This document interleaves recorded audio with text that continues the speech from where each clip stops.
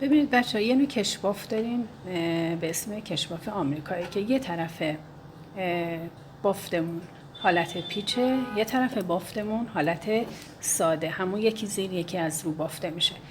خب این قسمت که حالت ساده است که زیر یکی از رو بافته میشه، ببینید به چه صورت. این قسمت که حالت پیچه فقط یکی زیر یکی رو بافته میشه، به صورت همون معمولی که میبافتیم، یکی زیر یکی رو.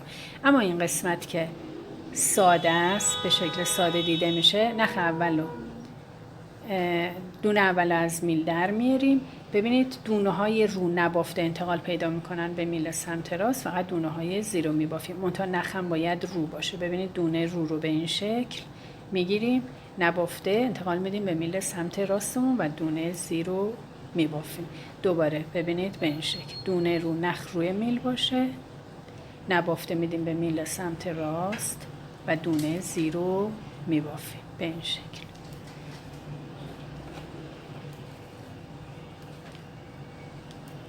پس دونه رو نبافته میاد به میل سمت راست و دونه زیر رو میبافیم به همین راحتی.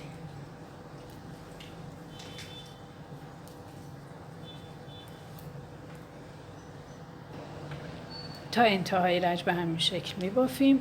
روی بافت که اومدیم که این قسمت که حالت پیچه که در اصل روی بافتمون میشه، تو این طرف فقط چیکار کنیم؟ یکی زیر یکی رو به این دونه رو به رو میبافیم،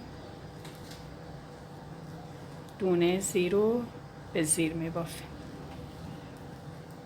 دونه رو و دونه زیر.